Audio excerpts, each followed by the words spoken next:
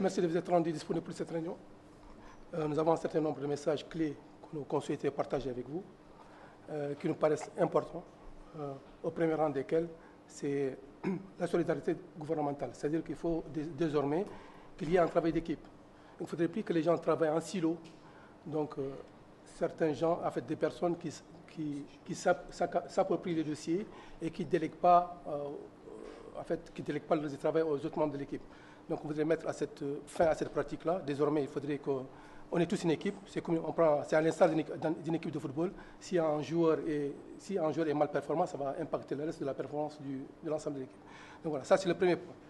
Le deuxième point, son Excellence l'a souligné tout à l'heure, c'est par rapport à la délégation en fait. C'est-à-dire qu'il faudrait désormais que, comme je l'ai dit tout à l'heure, tantôt, c'est qu'il ne faudrait pas que des personnes s'approprient les dossiers pour se rendre un peu indispensable. Il faut savoir que désormais on travaille en équipe et qu'il faudrait qu'il y ait des délégations en fait. Et puis la confiance qui est accordée par exemple à certains responsables n'exclut pas le contrôle. Désormais tout le monde sera contrôlé, jugé, c'est la base de la performance. Donc en fait on est en train de changer carrément de mindset, instaurer la culture de résultat et la culture de performance. Ça il faudrait que tout le monde joue le jeu et que l'autre point sur lequel en fait je voulais aussi rebondir, parce que son Excellence l'a souligné tout à l'heure, c'est par rapport à la ponctualité et à l'assiduité. Voilà.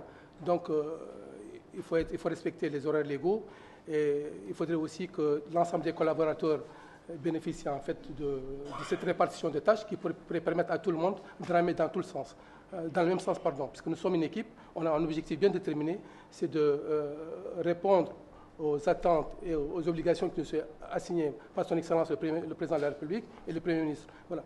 Tout ça suppose que vraiment que chacun mette du sien pour qu'ensemble, on puisse tous atteindre le résultat qui nous a été assigné. Voilà. Le troisième point, par exemple, c'est la lutte contre la corruption. Voilà. Comme vous le savez, je ne vous apprends rien, la fraude, par exemple, elle peut correspondre à deux types. En fait, il y a deux types de fraude. Il y a une fraude qui correspond à un détournement d'actifs et une fraude qui pourrait correspondre, par exemple, à une fraude sur les états financiers.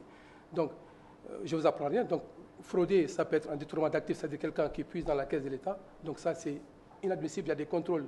Les instances de contrôle feront leurs travaux dans les diligences les plus urgentes pour en fait que chacun puisse un peu être imprégné de la culture des résultats et s'assurer que la fraude n'est plus tolérée.